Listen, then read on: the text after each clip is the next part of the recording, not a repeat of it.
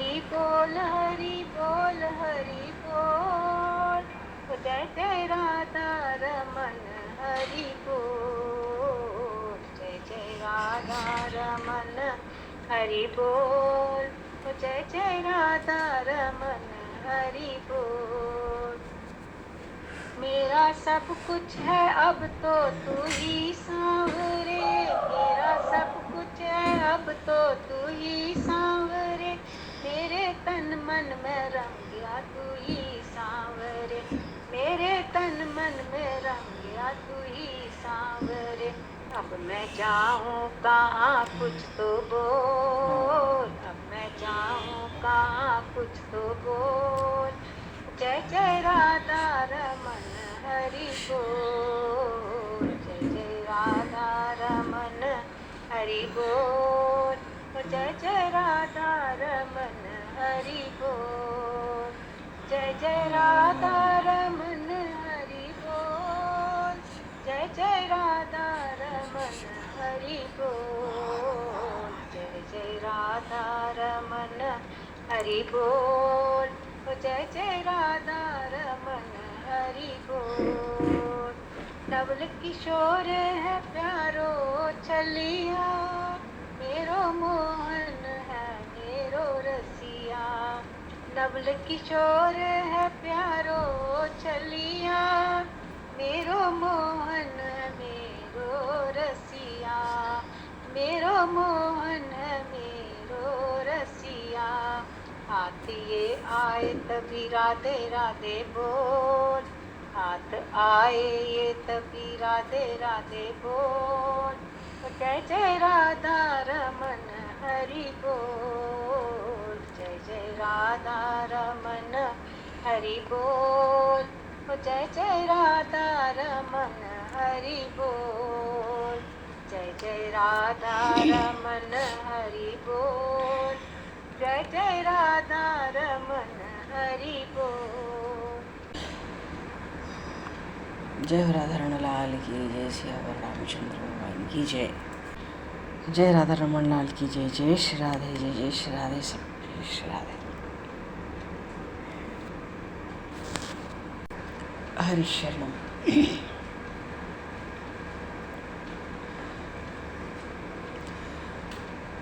अनंत कोटि ब्रह्मांड नायक सर्वेश्वर पूर्ण परात्पर ब्रह्म असंख्य कल्याण गुणगण निलय भक्तवांक्षा कल्पतरु शरणागत वत्सल भक्त वत्सल दीनबंधु दया सिंधु भगवान श्री सीताराम जी महाराज की असीम कृपा करने से श्री हनुमान जी महाराज की परम पावन भावमय सन्निधि में महापुरुषों की भावमय उपस्थिति में एवं आप सभी श्रद्धालु भक्त वैष्णवों की मंगल सन्निधि में मानव जीवन का सर्वोत्कृष्ट फल भगवत गुणगान भगवत स्मरण का आनंद हम सभी भगवान श्री कृष्ण चैतन्य देव के लीला चरित्रों के माध्यम से प्राप्त करने जा रहे। सर्वप्रथम आप सभी भक्तजनों की श्री चरणों में भगवत भाव से सादर वंदन सादर नमन।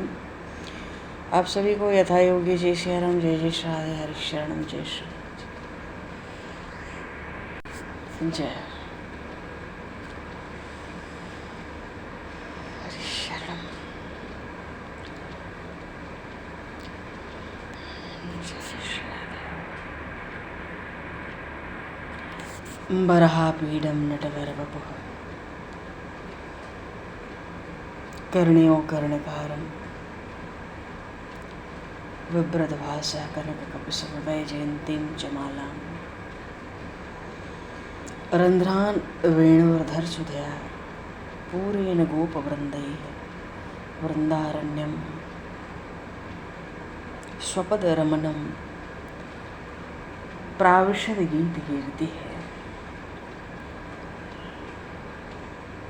बोले श्री कृष्णचंद्र भगवान की जय।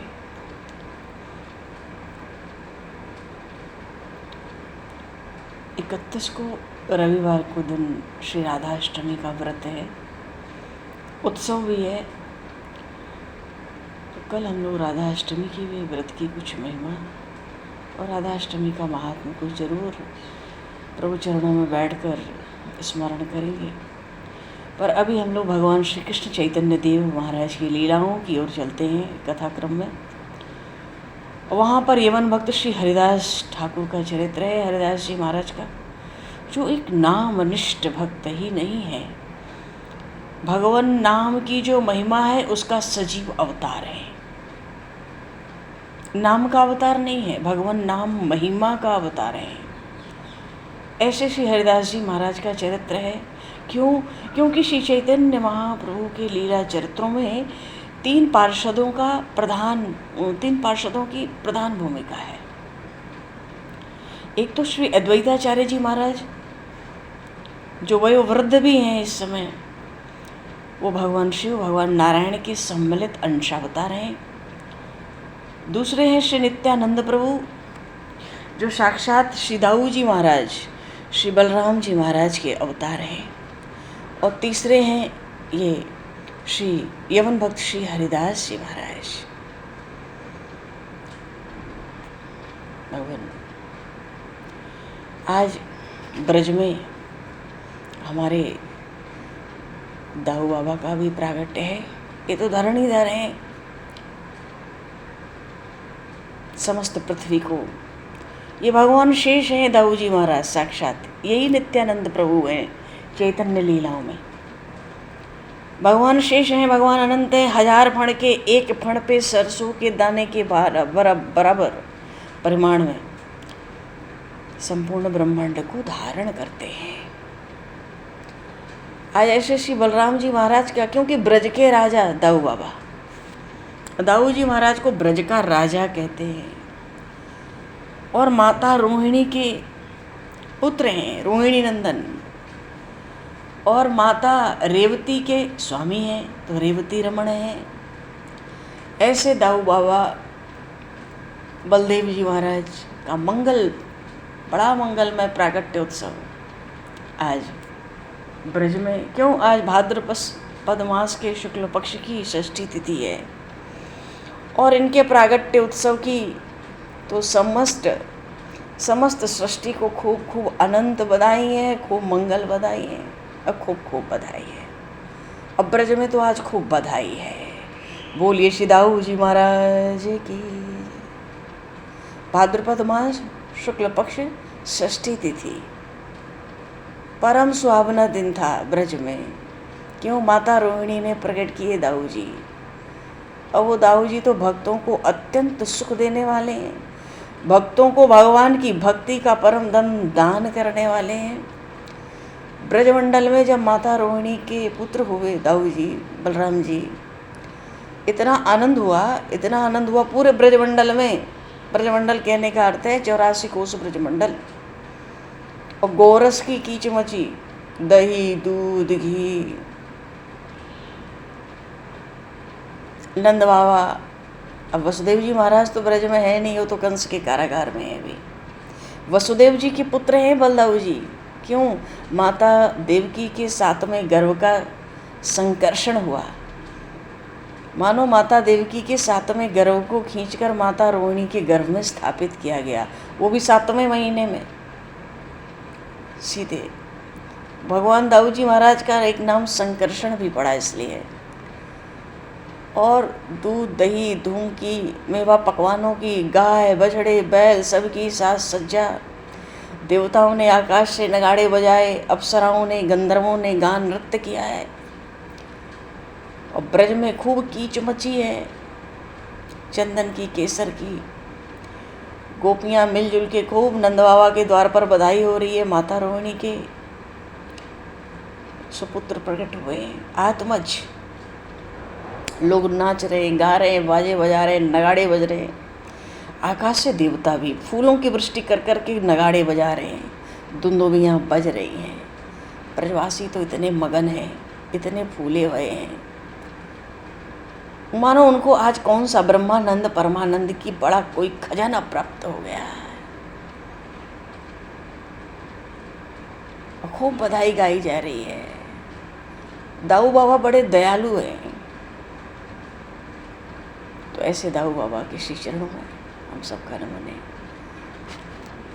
दाऊ जी का नाम हलधर भी है। क्यों? हल हल अपने अस्त्र के रूप में हल रखते हैं और मूसल। तो शुक्ल पक्ष के षष्ठी में दाऊ जी महाराज का जन्मोत्सव देश भर में मनाया जाता है, ब्रज में विशेष। द्वापर में अवतार लिए, त्रेता में अवतार लिए तो भगवान राम के छोटे भाई होके आए श्री लक्ष्मण जी महाराज। पर द्वापर के अंत में जब अवतार लिया यदुवंश में भगवान श्री कृष्ण प्रकट हुए तो दाऊ जी शेषनाग जी तो बड़े भाई बनकर आए। इसलिए इसको हल षष्ठी भी कहते हैं। उनका मुख्य अस्त्र ही है हल और मूसल, हलधर कहे जाते हैं। ऐसे दाऊ जी का मंगल में प्रागट्य हुई। और एक बढ़िया बात, विलक्षण बात है, आज ललिता सखी का भी अवतार है। क्यों? श्री जी के पहले सखियां तो आनी चाहिए। ये जो शुक्ल पक्ष आरंभ हुआ है अमावस के बाद भाद्रपद मास में ही, ये सब एक एक दिन सखियों का प्रागट्य हुआ है। और सबसे पीछे श्री जी का, लाडली जी का अष्टमी को, परसों रविवार को प्रागट्य है। तो आज श्री ललिता सखी का भी अवतार है, उनका भी प्रागट्य है। जब भगवान आते हैं तो उससे बहुत पहले धाम प्रकट हो जाता है। वही गोलोक धाम का वृंदावन धाम भी आज प्रकट है। वही धाम है, पर बाहर दृष्टि से देखने पे नज़ारा कुछ दिखता है, पर श्री जी की कृपा से जीव यदि भक्तजन रसिकजन जो प्रेम दृष्टि पा जाते हैं, उनको वही व्यापक श्री वृंदावन धाम का आज भी दर्शन होता है। ऐसे सैकड़ों प्रमाण हैं कि वृंदावन आज भी वही है। ऐसा नहीं है कि भगवान के अवतार काल में कोई और वृंदावन का प्रभाव था, वो वही। और वृंदावन साक्षात भगवान श्री राधा कृष्ण का स्वरूप है। जैसे भगवान का नाम और भगवान का स्वरूप, अब किसी का भी नाम बुलावें, अड़ोस पड़ोस में भी नाम बुलाते ही रूप आ जाता है। किसी का भी नाम बुलाओ, सुनेगा तो आएगा, आवाज़ लगाएगा। ऐसे ही भगवान का नाम होता है, जो भगवान से भिन्न नहीं है, भगवान से अलग नहीं है। ऐसे ही जो धाम होता है वो भी परमात्मा से भिन्न, परमात्मा के उस स्वरूप से भिन्न नहीं होता है। तो आज लाडली जी की प्रिय सखी श्री ललिता सखी का भी जन्मोत्सव है और उनके भी प्रागट्य की सबको खूब खूब हार्दिक बधाई है भाई। ब्रज में तो इतने सुंदर सुंदर लीला चरित्र हैं। अब ये चरित्र हम लोग कल ही कर लेंगे, आज बधाई कर लेते हैं, क्योंकि बीच में नाम निष्ठा चल रही है ना। तो अभी हम लोग नाम निष्ठा की ओर ही चलेंगे। हरिदास जी महाराज का चरित्र चल रहा है सुंदर। और कल श्री जी के व्रत का महात्मा, राधाष्टमी व्रत की बहुत महिमा है। और व्रत तो प्रायः हमारे यहाँ सूर्योदय से सूर्योदय ही होता है। प्रायः क्या, व्रत का विधान ही ऐसा है। फिर भी जिसके गुरु संप्रदाय में, गुरुजनों में, परिकरों में जैसे व्रत हो, वो अपनी स्वेच्छा के अनुसार कर सकता है। पर राधा अष्टमी का व्रत बहुत आवश्यक होता है। राधा अष्टमी का एक व्रत 1000 एकादशी व्रत के बराबर है। और बराबर क्या है, उससे भी कहीं ज़्यादा महिमा है श्री जी के प्रागट्य की। बस सार बात यही है। बोलिए श्री राधा रानी सरकार की। श्री राधा कहो तो कौन? श्री राधा कहने का अर्थ होता है, श्री राधा का अर्थ ही है भगवत प्रेम की साकार मूर्ति। जिसको भगवत प्रेम कहा जाता है उसकी साकार मूर्ति श्री राधा रानी। और श्री राधा रानी का जीवन क्या है? भगवत सुख, श्री कृष्ण को सुख होवे, यही उनका जीवन है।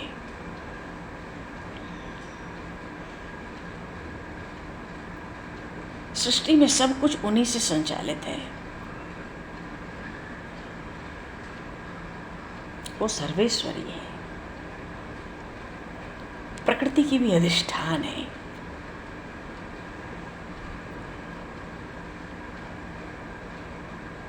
क्या कहेगा कोई? बस इतना ही है कि वो तो भगवत प्रेम का स्वरूप है। जिसको भगवत प्रेम कहते हैं वो साकार मूर्ति श्री राधा रानी है। चलो, श्री चैतन्य महाप्रभु की जय। अब कल थोड़ा सखियों का परिचय, दाऊ जी का व्रत का कुछ महात्मा कल करके हम लोग परसों राधाष्टमी व्रत और उत्सव करेंगे। बड़ा वैसे तो श्री जी का प्राकट्य सुबह 4 बजे हुआ है ब्रह्म मुहूर्त में रावल गांव में। इस आनंद का क्या कहना है। बोलिए श्री भगवान नाम महाराज की जय। राम नाम जपताम कुतो भयम। भगवान नाम का आश्रय लेने के बाद किसी बात का भय नहीं रह सकता। बड़े बड़े रोग नष्ट हो जाते हैं भगवान नाम के प्रभाव से। अरे भवरोग नष्ट हो जाता है तो और रोग की कौन कहे। नाम के प्रभाव से ऐसा कुछ भी नहीं है जो जीव प्राप्त न कर ले। चहुजुग चमुषुत नाम प्रभाव, पर कलयुग में कल विशेष नहीं आन उपाव। कलयुग में तो दूसरा कोई उपाय है ही नहीं भगवान नाम आश्रय को छोड़कर। आश्रय का अर्थ होता है अखंड नाम, सतत नाम। तो एक दिन में नहीं होता है, सतत अभ्यास से होता है। मन लगे न लगे कोई बात नहीं, पर ये भगवान नाम का आश्रय, भगवान का नाम हमारे पापों का नाश करता है, हमारी सब सांसारिक वासनाओं का नाश कर देता है। बढ़ते बढ़ते एक एक कदम अभ्यास से फिर हमारे जीवन की जो जड़ है ना, मैं और मेरा, संसार का जो बीज है वासना, भोग की वृत्ति, संसार अच्छा लगता है, परिवार अच्छा लगता है, भोग सुख अच्छा लगता है, खाना पहनना अच्छा लगता है, 10 लोगों में बैठना बात करना अच्छा लगता है, ये सब समाप्त हो जाता है अपने आप। और फिर अंतःकरण शुद्ध होता है। अंतःकरण शुद्ध होता है तो नाम लेने का फिर प्रयास नहीं करना पड़ता, परिश्रम नहीं होता भगवान के चिंतन पूजन स्मरण गुणगान कीर्तन में। फिर तो सहज होता है, अनायास होता है, अपने आप होता है। और उसमें बड़ा विलक्षण, महापुरुष कहते हैं बड़ा विलक्षण एक तरह का रस, अखंड आनंद बरसने लगता है। फिर भगवान में आसक्ति हो जाती है, मन हटा ही नहीं हटता, अपने हाथ की बात नहीं रह जाती है। ये सब नाम का प्रभाव है। सतत अभ्यास से धीरे धीरे नाम महाराज ये सब करते रहते हैं। नाम महाराज कहते हैं तुम तो भाई नाम लो, बाकी हम देख लेंगे। नाम पकड़ के रखो, यही आश्रय, यही है अखंड, उसको पकड़े रहना है। नाम कलयुग में दूसरा उपाय नहीं है। यही भाव प्रकट कर देते हैं नाम महाराज हृदय में। फिर जब रस बरसने लगता है, अपने भाव प्रकट होने लगते हैं, आनंद के अश्रु बहने लगते हैं। फिर भगवत भक्ति की प्राप्ति होती है, भगवत प्रेम की छटा आती है, फिर उसकी प्राप्ति होती है। ले जाकर नाम महाराज भगवान की प्राप्ति कराते हैं, पार्षदों के साथ प्रभु का दर्शन कराते हैं। एक नाम, तो नाम तो ऐसे हैं कि जो चाहो सो पाओ। ऐसा कुछ है ही नहीं सृष्टि में, ब्रह्मांड में, किसी की कल्पना में नहीं हो सकता जो नाम महाराज ना दे दे। केवल नाम। पर जब तक चित्त की शुद्धि होती नहीं, मन लगता नहीं। और मन लगे कैसे? मन तो हमने घर परिवार संसार में दे रखा है, तो मन कहाँ से लगेगा? बाहर भी सब बना रहे, प्रभु भी मिल जाए, दर्शन भी हो जाए, भक्ति भजन हो जाए, प्रेम हो जाए, ये नहीं होता है। तो मन बाहर लगा है, घर परिवार में शरीर में लगा है, आसक्ति वहाँ है, इसलिए मन नहीं लगता है। जब वहाँ से मन हटेगा, नाम महाराज की कृपा से ही हटेगा, तो अपने आप मन लगेगा। फिर वो मन हटा ही नहीं हट सकता है। किसी की सामर्थ्य नहीं है उस मन को परमात्मा से अलग कर दे। चाहे बैंड बाजा के बीच में रहो, चाहे 1000 की भीड़ में रहो। ये नाम महाराज का विलक्षण प्रभाव है। महापुरुषों के हृदय की गति, भीतर की गति को इन्हें जानता है, न जान सकता है। शरीर के चलने के साथ महापुरुषों के शरीर नहीं चलते। उनकी मन की अखंड वृत्ति भगवान के चरणों में, उस नाम में लगी रहती है। तो हरिदास जी महाराज जी की जो नाम निष्ठा है, ये भी बहुत विलक्षण है। और नाम के सहारे बात तो ये है कि इस भक्ति के मार्ग में, भगवत प्राप्ति के मार्ग में विश्वास ही सर्वोपरि है। विश्वास से ही मीराबाई ने विष पिया चरणामृत समझकर। रैदास जी ने भगवान मूर्ति को सजीव किया। बिना बीज बोए ऐसी फसल तैयार हुई धन्ना जाट की। नामदेव जी पत्थर की मूर्ति को भी भोजन कराते हैं। ये सब भक्तों के दृढ़ विश्वास का चमत्कार है। फिर जहाँ नाम पर दृढ़ निष्ठा है, नाम पर दृढ़ निष्ठा और भगवान पर दृढ़ विश्वास, बस इस मार्ग में यही चाहिए होता है। या तो संसार मिलेगा या भगवान मिलेंगे। पर संसार न जाने कल्पों से, कल्पांतर से, करोड़ों जन्मों से हमारे पीछे पड़ा है, और हम जब भी संसार में पड़े हैं दुखी हुए हैं, रोए हैं, कल्पे हैं। यहाँ कोई किसी का नहीं, कोई किसी का कुछ सुनने वाला नहीं। इसका अंतिम परिणाम है मरना। जन्म माँ के गर्भ में थे तो कष्ट भोगे, मरते समय दुसह दुख भोगेंगे, और जन्म भर दुख पर दुख, चिंता पर चिंता उठाएंगे। सारा जीवन, सारी आयु जलते मरते कटते बीत जाती है। न कोई अपना कहने को बचता है, न कुछ अपने साथ जाता है। तो संसार भी मिले और भगवान भी मिले, ये नहीं होगा। हाँ, भीतर से मन हो कि संसार बना रहे, पर भगवान मिलते तो बढ़िया था। ये बात नाम महाराज से रोज 4 बार कही जाए और नाम को न छोड़ा जाए तो नाम महाराज वो भी कर दिखावें। उनसे मांगने के बाद कोई कहीं कुछ मांगना पड़ता ही नहीं है। जीव भगवत सेवा में चला जाता है, पूर्ण काम हो जाता है। ऐसा कुछ नहीं जो उसको ना मिले। ऐसी कोई इच्छा हमारी नहीं है जो पूरी नहीं होगी नाम महाराज की कृपा से, पूरी होकर रहेगी। ऐसा नाम का प्रभाव है। हरदास जी महाराज ऐसे ही भगवान नाम की महिमा के सजीव अवतार। ध्रुव जी महाराज, प्रहलाद जी महाराज जगत में प्रसिद्ध चरित्र हैं इनके, और ये चरित्र बड़े पुराने हैं। ध्रुव जी महाराज को 2 अरब वर्ष हो गए। क्यों? सृष्टि के आदि में हुए हैं। सृष्टि की गणना की जाए अब कौन उसमें कुछ समय लगावे। लगभग 2 अरब वर्ष हो गए, 200 करोड़ वर्ष ध्रुव जी महाराज के चरित्र को। पर जब कहो सुनो तो लगता है बस अभी की बात होगी।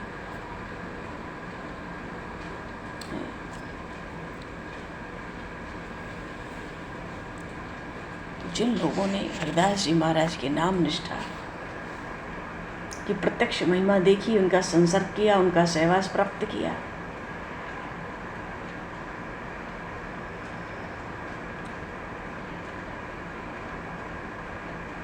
अगर भगवान नाम में दृढ़ निष्ठा न हो तो हम अपने जीवन में कोई भी निश्चय पे अटल भाव से अड़ के नहीं रह पाएंगे। भगवत संबंधी पर हृदय में दृढ़ विश्वास का भारी बल होना चाहिए। तो उस जंगल में जहाँ फूस की कुटिया बना के हरिदास जी रहते थे, वो कुटिया तो उन्होंने उस वैश्या को दे दी, उसका उद्धार कर दिया, और स्वयं शांतिपुर अद्वैताचार्य जी के सत्संग में रहने लगे। और वहीं शांतिपुर के पास में एक फुलिया नाम का गांव था। तो फुलिया नाम का जो गांव था, इनको एकांत में रहने की तो आदत थी। 3 लाख नाम रोज जपते थे। तो वहाँ एकांत समझकर उस गांव में छोटी सी कुटिया फिर बना लिए, और उसी में भगवान नाम दिन रात कीर्तन करते हुए वहीं पे वास करते थे। भगवान नाम का कीर्तन।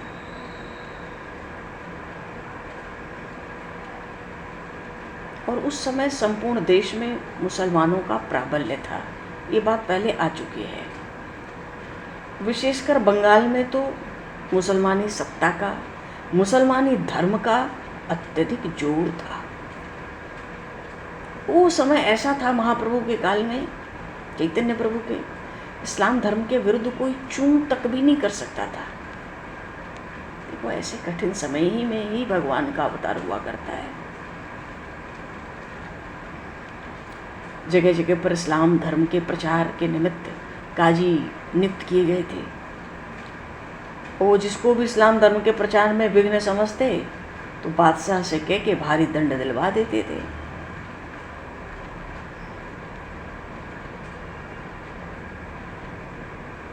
क्यों दंड दिलाते थे भारी? कि फिर दोबारा कोई ऐसा ना आवे जो इस्लाम धर्म के प्रचार में रोड़ा बनने का साहस करे। इसलिए तो उस समय जो करता धरता थे ना, विधाता थे, धर्म के ठेकेदार, वो काजी ही होते थे। 2-3 गांव पर एक काजी होते थे, इतनी निगरानी होती थी। तो जो शासन सत्ता थी मुसलमानों की, उस पर पूरा प्रभाव होता था काजियों का। मतलब एक तरह से वो अपने छोटे छोटे स्थानों में 2-4-5 गाँव के बादशाह ही होते थे, एक तरह से जो चाहते थे होता था। तो जो फुलिया गांव में रहते थे हरिदास जी महाराज, कुटिया बना के भगवान नाम कीर्तन करते हुए दिन रात, वहाँ जो काजी था उसका नाम था गोराई। वो भी इसी काम के लिए नियुक्त था। और जब उसने हरिदास जी का प्रभाव देखा, उसकी ईर्ष्या का ठिकाना नहीं रहा महाराज। इतनी ईर्ष्या हुई उसको, क्यों, इनका शरीर भी तो मुसलमान के घर का था। हरिदास जी तो मुसलमान थे जन्म से, तो ईर्ष्या का कोई हिसाब ही नहीं। सोचने लगा, हरिदास के बढ़ते प्रभाव को यदि न रोका जाए तो इस्लाम धर्म को बड़ा भारी धक्का पहुंचेगा।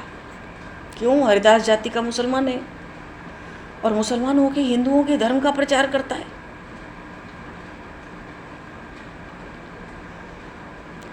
और इस्लाम में रह के जो इस्लाम का विरोध करे, विरोध का अर्थ है विरोध नहीं, जो इस्लाम के मत को ना माने उसको काफिर कहते हैं।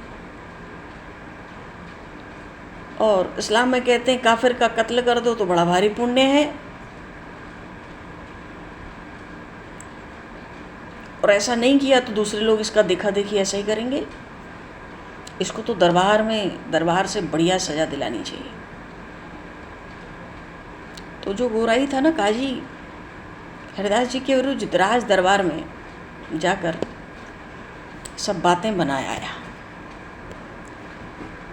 अब राजा की आज्ञा हुई, बादशाह की, मुसलमानों का शासन है, हरिदास जी को गिरफ्तार कर लिया गया।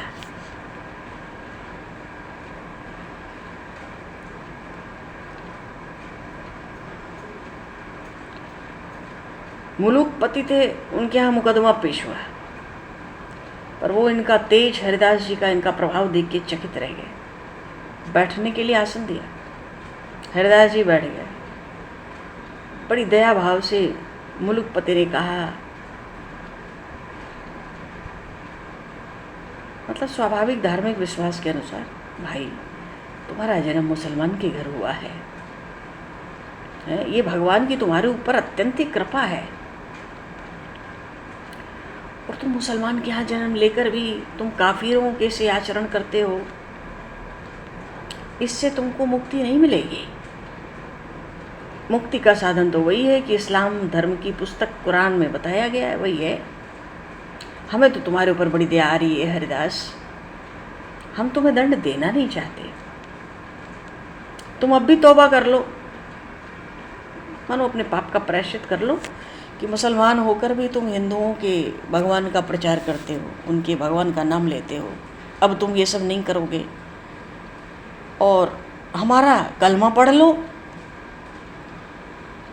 तो मोहम्मद साहब की शरण में आ जाओ, कलमा पढ़कर अपने जो पाप हुए उनका प्रायश्चित कर लो, जो भी तुमने इन काफिरों के, देवताओं के, भगवान के नाम का प्रचार किया, नाम गाया, उसका प्रायश्चित कर लो, कलमा पढ़ो, मोहम्मद साहब की शरण आओ,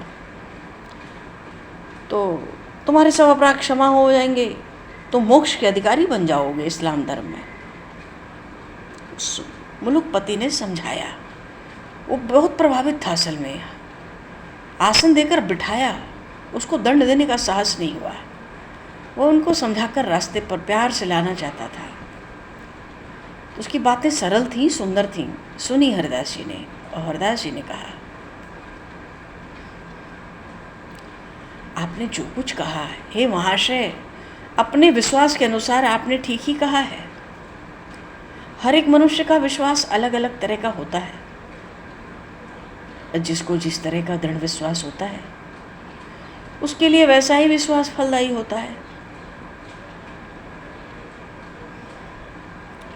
और दूसरों के धमकाने से या लोभ से जो अपने स्वाभाविक विश्वास को छोड़ देता है वो तो डरपोक होता है। ऐसे पुरुषों को कभी परमात्मा की प्राप्ति नहीं होती। आप अपने विश्वास के अनुसार उचित ही कह रहे हैं, पर मैं दंड के भय से यदि भगवान नाम कीर्तन छोड़ दूं तो इससे मुझे पुण्य के स्थान पर पाप लगेगा और ऐसा करने से मैं नरक का भागी बनूंगा, क्योंकि मेरी भगवान के नाम में स्वाभाविक ही निष्ठा है, इसे मैं छोड़ नहीं सकता। और फिर चाहे इसके पीछे मेरे प्राण ही क्यों न ले लिए जाएं। अब ऐसी युक्ति सुनकर जो मुलुकपति बैठा था उसका हृदय पसीज गया। क्यों, हरिदास जी की जो इतनी सरल वाणी थी ना, मीठी, उसमें भी बड़ा आकर्षण था। तो उस वाणी से आकर्षित होकर वो बोला, तुम्हारी बातें तो मेरी भी समझ में कुछ कुछ आती हैं, पर देखो ये बातें तो हिंदुओं के लिए ठीक हो सकती हैं, तुम तो मुसलमान हो, तुम्हें मुसलमानों की तरह विश्वास रखना चाहिए। तो तुम, हम लोग भी तो नाम करते हैं, तुम हमारे भगवान का नाम क्यों नहीं लेते? तुम हिंदुओं के भगवान का नाम क्यों लेते हो? क्यों, तो महामंत्र जपते थे 3 लाख। हरदास जी ने कहा, तो उसने कहा तुम्हें तो मुसलमानों के नाम में, धर्म में विश्वास रखना चाहिए। हरदास जी ने कहा, महाशय आपका कहना ठीक है, पर विश्वास तो अपने अधीन की बात नहीं है ना, अपने बस की तो बात नहीं है, क्योंकि जिसका जैसा पूर्व संस्कार होगा उसको वैसा ही विश्वास होगा। तो मेरा भगवान नाम पर ही विश्वास है।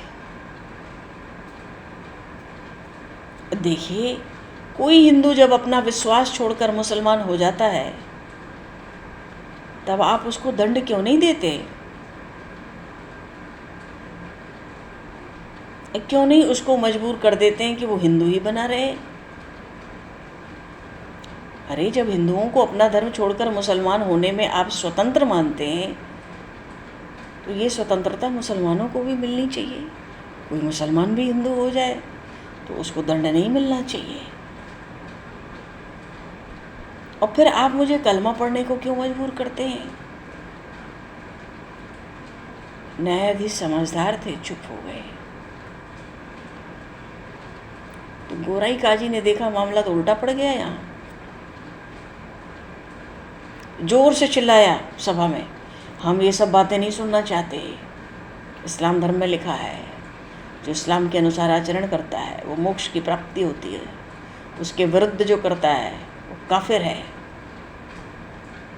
वो अधर्म करता है, और जो अधर्म करता है उसको दंड देना हमारा काम है। इसलिए तुम कलमा पढ़ना स्वीकार करो या दंड भोगो, दोनों में से एक को पसंद कर लो। वो न्यायाधीश जो मुकुलपति था बेचारा विवश था, कुछ कह नहीं सकता था इस्लाम के विरुद्ध। अब काजियों के विरुद्ध कोई न्याय करे उसकी इतनी हिम्मत नहीं थी। तो उसने गोराई काजी की बात का समर्थन कर दिया। हाँ ठीक है, बताओ तुम कलमा पढ़ने को राजी हो कि नहीं? हरदास जी महाराज को क्या भय? अरे, जिसने भगवान नाम का आश्रय ले लिया उसको क्या भय? राम नाम जपताम कुतो भयम सर्वताप शमनैक भेषजम।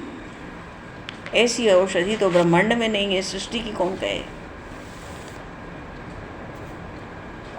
हरदास जी ने एकदम निडर होकर कहा कि महाशय, मुझे जो कहना था वो मैंने एक बार मैं कह चुका हूँ। भारी से भारी दंड भी मुझे मेरे विश्वास से विचलित नहीं कर सकता। आप मेरे देह के टुकड़े टुकड़े करके फेंकवा दें, पर मेरे शरीर में जब तक प्राण है तब तक मैं हरिनाम को नहीं छोड़ सकता। आप जैसा चाहें वैसा दंड मुझे दें। तो वहाँ तो जो थे कुछ सोच ही नहीं पा रहे क्या दंड दें इसको। काजियों की ओर देखने लगा वो न्यायाधीश। तो गोराई काजी ने कहा, हुजूर जरूर दंड देना चाहिए। यदि इसे दंड न दिया गया तो मनमानी करने लगेंगे सब लोग, फिर इस्लाम धर्म का अस्तित्व ही नहीं बचेगा। इसको तो जरूर दंड देना चाहिए। उसने कहा, न्यायाधीश ने, मुझे तो कुछ सोचता नहीं, तुम ही बताओ क्या दंड दें। काजी ने कहा, महाराज देखो हुजूर, ये तो पहले ही मामला है, ऐसा दंड देना चाहिए सबके कान खड़े हो जाएं। ऐसा करने की हिम्मत किसी को आगे पड़े ही ना, किसी मुसलमान को। इसकी इस्लाम के अनुसार तो इसकी सज़ा प्राण दंड है, पर सीधे सीधे प्राण दंड दे देना ठीक नहीं है। मैं तो समझता हूँ कि इसकी पीठ पर बेंत मारते हुए, मानो कोड़े बरसाते हुए 22 बाजारों में होकर इसको घुमाया जाए, तो बेंत मारते मारते इसके प्राण निकल जाएंगे और 22 बाजारों के लोग इस दृश्य को देखेंगे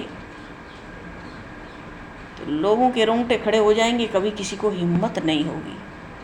प्राणदंड तो हो ही जाएगा, पर ऐसा प्राणदंड दें कि किसी को साहस न पड़े कि कोई दूसरा हरिदास बने मुसलमानों में। और न्यायाधीश व्यवस्था उसने आज्ञा दी।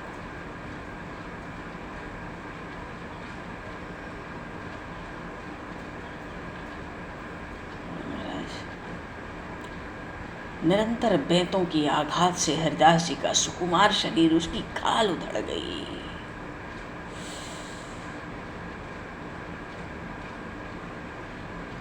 पीठ से रक्त की धारा बहने लगी। वो निर्दयी जल्लाद उन घावों पर ही और बेंत मारते जाते थे।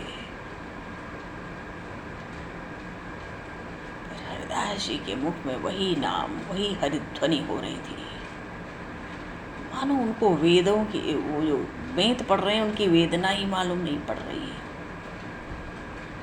इतना कष्ट हुआ। बाजार में जो देखते, 22 बाजार घुमाए, जो देखते वो आंख बंद कर लेते, उस दुख को सहन नहीं कर पाते। कोई कोई जोर जोर से रोने लगते, पर हरदास जी के मुख से उफ भी नहीं निकली। वो तो आनंद के साथ श्री कृष्ण करते कीर्तन, श्री कृष्ण करते करते, कृष्ण कीर्तन करते करते उन नौकरों के साथ चले जा रहे थे बाजारों में। बोलिए श्री हरिदास जी महाराज की।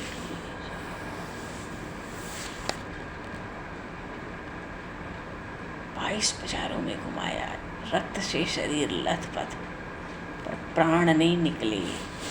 नौकरों को आश्चर्य हुआ, कैसा कठोर आदमी, हमने आज तक नहीं देखा।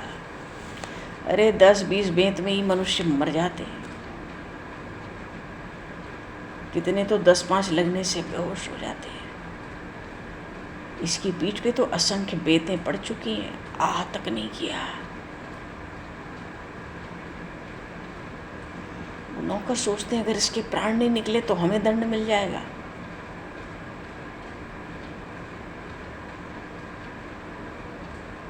तो उन नौकरों को मालूम पड़ता है कि हरिदास जी इस नाम का उच्चारण कर रहे हैं, उसका ऐसा प्रभाव है। कितना भारी दुख भी, तनिक भी, इतने भारी दुख से भी तनिक वेदना नहीं हो रही। अब हम लोग क्या करें?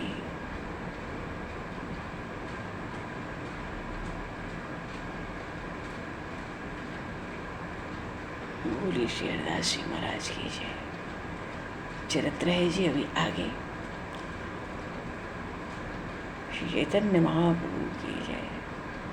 अब समय को दूषित करते हुए श्री राम राजा सरकार की जय, श्री राधेवर कृष्णचंद्र भगवान की जय, श्री गौरी शंकर भगवान की जय, श्री हनुमान जी महाराज की जय। सब संतन की जय, सब भक्तन की जय, सब गुरुदेव भगवान की जय। भगवान समय को दूषित करते हुए आज यहीं पर वाणी को विराम। वाक्य पुष्पांजलि